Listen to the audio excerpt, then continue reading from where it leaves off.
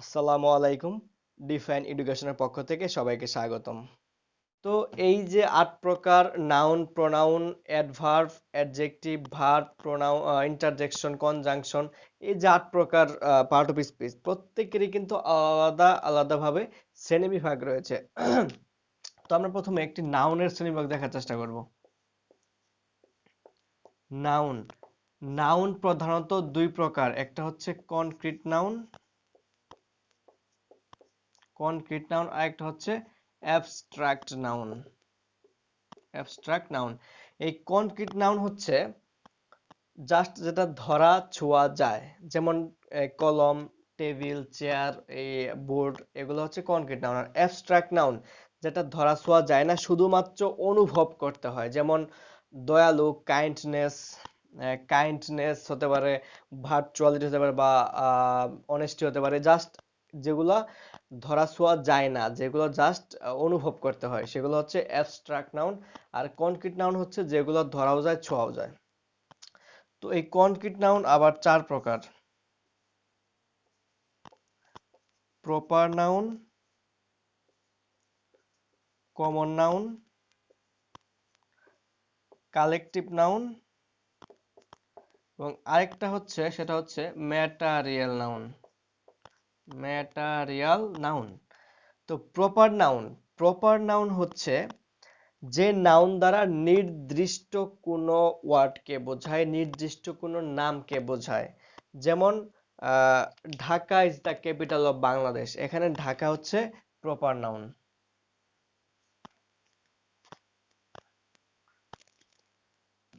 Proper noun ঢাক proper noun Dhaka is the capital of Bangladesh.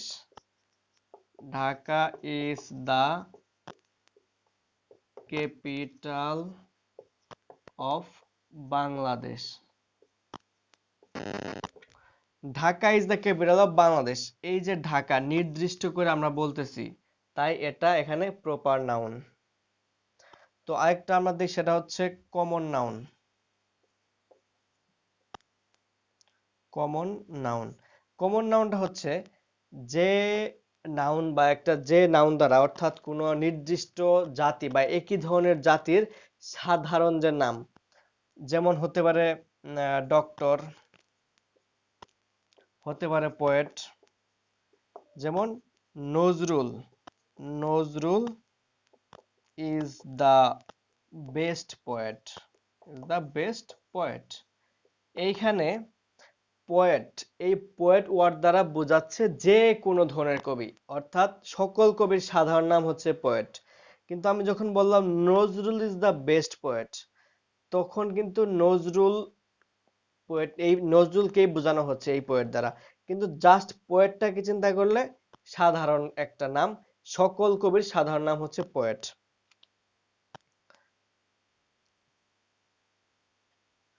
তো এই প্রপার নাউন আর common নাউনের মধ্যে একটা পার্থক্য আমি বোঝানোর চেষ্টা করি। যেমন প্রপার নাউন, যেমন কমন, আরেকটা হচ্ছে প্রপার। যেমন কমন নাউনে যদি আমি বলি ম্যান, এটা একটা কমন নাউন, যে কোনো মানুষ। কিন্তু এই ম্যানের প্রপার নাউন হিসেবে হবে ব্যক্তির নির্দিষ্ট নাম, রিমন, রোমান, এটসেট্রা এটসেট্রা, যতগুলো নাম আছে। তো আবার যদি বলি কমন নাউনের ভিতরে গার্ল, এই গার্ল দিয়ে কিন্তু সকল মেয়েকে বোঝাচ্ছে। কিন্তু যদি প্রপার নাউনের চিন্তা করি, তাহলে অবশ্যই কোনো মেয়ের নাম বসাতে হবে। জেরিন, নাইমা, যে কোনো একটা নাম হচ্ছে গার্লের প্রপার ফর্ম। তো এবার আরেকটা যদি চিন্তা করি, তাহলে হবে যেমন কলেজ। এই কলেজ দিয়ে কিন্তু যে কোনো কলেজকে বোঝাচ্ছে। কিন্তু আমি যদি বলে দেই যে নাসিরাবাদ কলেজ, নাসিরাবাদ কলেজ, তাহলে কিন্তু অবশ্যই এটা প্রপার নাউনে পরিণত হবে। এই হচ্ছে প্রপার এবং কমন নাউনের সম্পর্ক। এবার আসি কালেকটিভ নাউন। একই জাতীয় কোনো ব্যক্তি বস্তুর যে সমষ্টি, সেটাই হচ্ছে কালেকটিভ নাউন। যেমন our team is the best team is the best team is the best team our team is the best team এইখানে টিম এটা একই জাতীয় মানে আমাদের টিম আমাদের একটা সংগঠন বা আমাদের একটা দল এই দলে কিন্তু অনেকগুলা সদস্য রয়েছে আর এটাই হচ্ছে কালেকটিভ নাউন অর্থাৎ একই জাতীয় ব্যক্তির সামষ্টিক রূপটাই হচ্ছে collective form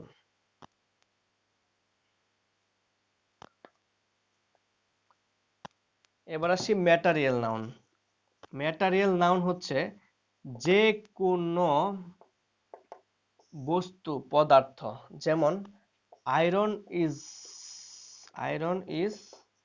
useful metal iron is a useful metal এখানে আয়রন একটা ম্যাটেরিয়াল নাউন এরকম বলা যায় gold is a precious metal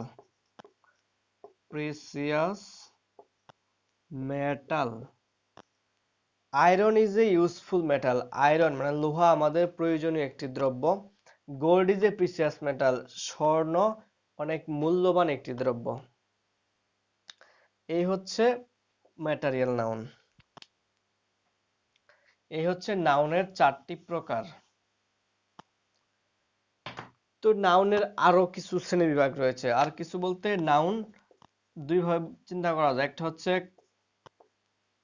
countable noun countable আরেকটি হচ্ছে আনকাউন্টেবল অর্থাৎ একটা গণা যায় আর একটা গণা যায় না এইভাবেও গোনা বলা যায় যেমন পানি গোনা যায় না আবার যদি বলি পেন কতগুলা পেন অবশ্যই গোনা সম্ভব এরকম কাউন্টেবল এবং আনকাউন্টেবল নাউনের কিছু পার্থক্য রয়েছে তো এখন যদি আমরা নাউনকে সেন্টেন্সে কোন কোন পজিশনে বা কিভাবে সেন্টেন্সে ব্যবহৃত হয় সেটা বোঝায় তাহলে আমাদের প্রথমে বলতে হবে চারটা প্রিপজিশন চারটা পার্ট অফ স্পিচ যেমন পাপ PAAP পাপ পিতে হচ্ছে প্রিপজিশন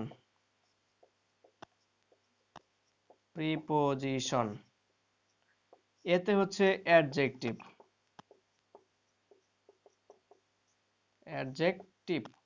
আবার আরেকটা এতে হচ্ছে অ্যাডভার্ব আর এই পিতে হচ্ছে পজেসিভ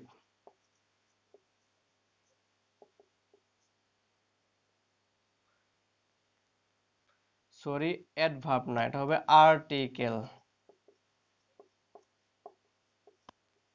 অর্থাৎ প্রিপজিশন আর্টিকেল অ্যাডজেক্টিভ পসেসিভ এই চারটি ফর্মের পরে যদি একটি ওয়ার্ড থাকে তাহলে সেটি অবশ্যই নাউন অর্থাৎ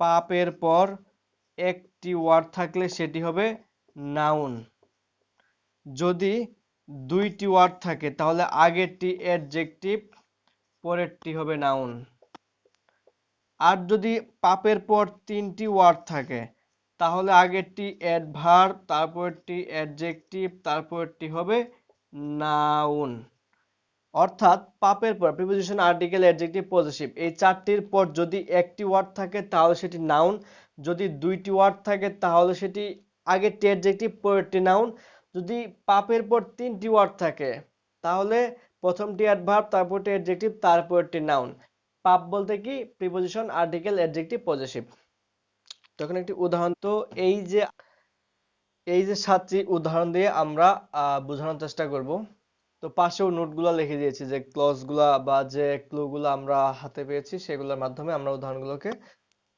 বোঝার চেষ্টা করব তো আমরা একটু আগে দেখে আসলাম পাপের পর অর্থাৎ এই যে প্রিপজিশন আর্টিকেল অ্যাডজেক্টিভ পজেসিভ এই চারটি পার্ট অফ স্পিচের পরে যদি একটি ওয়ার্ড থাকে তাহলে নাউন দুটি ওয়ার্ড থাকলে অ্যাডজেক্টিভ তারপর একটা নাউন 3টি ওয়ার্ড হলে অ্যাডভার্ব অ্যাডজেক্টিভ এবং নাউন তো আমি উদাহরণগুলো লিখেছি এর সাথে মিলিয়ে যেমন প্রথম সেন্টেন্সে বলা আছে do not go in the wrong path ভুল পথে যেও না সেটা হচ্ছে আমরা কি পরে আসছি, আর্টিকেল।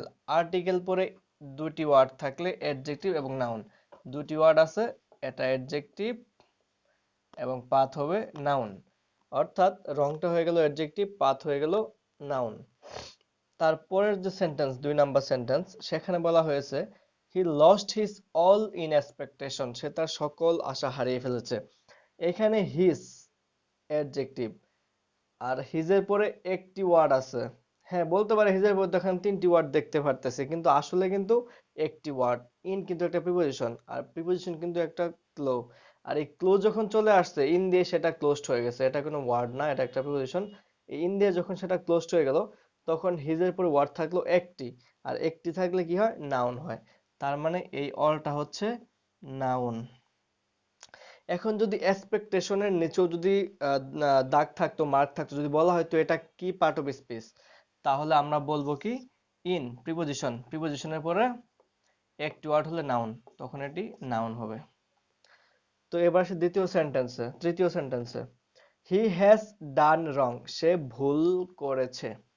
এইখানে রং, এটা কোন জায়গায় আছে আমরা কি জানি? আমরা জানি সাবজেক্ট এবং অবজেক্টের জায়গায় সবসময় নাউন বসে। যেহেতু রং অবজেক্টের জায়গায়, এখন প্রশ্ন হলো রং যে অবজেক্টের জায়গায় সেটা আমরা বুঝবো কিভাবে? তো রং তো অবশ্যই অবজেক্টের জায়গায়। আমরা কি জানি? আমরা জানি ভার্বকে কি বা কাকে দ্বারা প্রশ্ন করলে যে উত্তর পাওয়া যায় সেটি হচ্ছে অবজেক্ট। তো সে ভুল করেছে, সে কি করেছে, এই ভার্ব মানে করেছে, এই ভার্বটা হচ্ছে করেছে। তো সে কি করেছে, সে ভুল করেছে, এই যে ভুল সেটা হচ্ছে অবজেক্ট।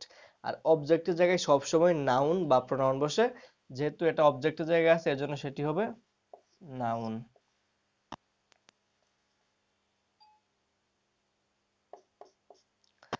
তো এবার আসি চতুর্থ সেন্টেন্সে, I have no work. I have no work, আমার কোনো কাজ নেই। তো নো, নো নিজেই একটা অ্যাডজেক্টিভ।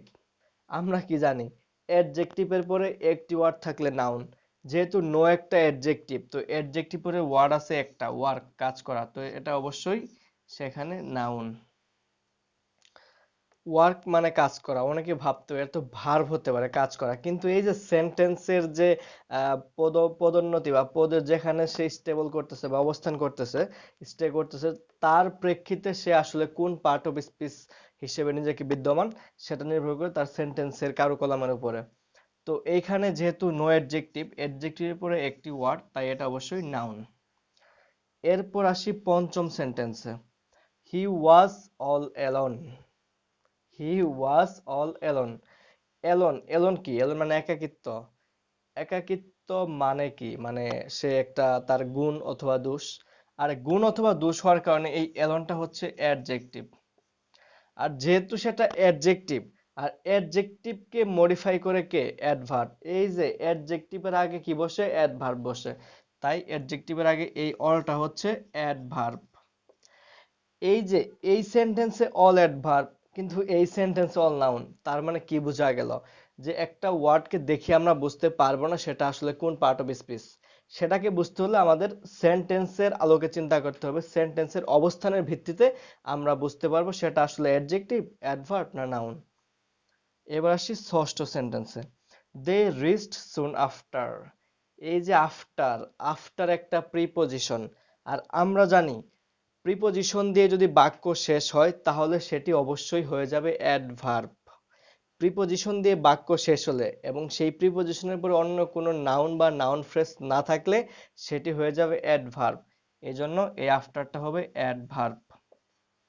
এটা কিন্তু আপাত দৃষ্টিতে মনে হলে আফটার, জাস্ট আফটার চিন্তা করলে সেটা হবে প্রিপজিশন, কিন্তু এই সেন্টেন্সের আলোকে আফটারের অবস্থান বাক্যের শেষে, তাই এটি হচ্ছে অ্যাডভার্ব। কিন্তু আমরা যদি 7 নাম্বার সেন্টেন্সের দিকে তাকাই, she takes after her mother। এই যে হার মাদার, এটা কিন্তু নাউন ফ্রেজ, নাউন ফ্রেজ। তো যেহেতু এটা একটা নাউন ফ্রেজ, তার মানে প্রিপজিশন দিয়ে তো বাক্য শেষ হয়নি, প্রিপজিশনের পরে নাউন ফ্রেজ আছে। আমরা প্রিপজিশনকে তখনই প্রিপজিশন বলি যখন তারপরে নাউন বা নাউন ফ্রেজ থাকে। যেহেতু এই প্রিপজিশনের পরে নাউন ফ্রেজ রয়েছে, তাই এইটা তখন হয়ে যাবে প্রিপজিশন। কিন্তু যদি এই আফটারের শেষে কোনো নাউন ফ্রেজ নাই, এই জন্য এই আফটারটা হবে অ্যাডভার্ব, কারণ এই আফটার দিয়ে বাক্য শেষ হয়েছে। আর এইখানে আফটার দের পরে নাউন ফ্রেজ বিদ্যমান রয়েছে, তাই এটি হবে প্রিপজিশন। আশা করি এই ক্লোতে এই 7টি সেন্টেন্স দিয়ে আপনাদের মোটামুটি কিছুটা হলেও বোঝাতে পেরেছি বলে মনে হয়।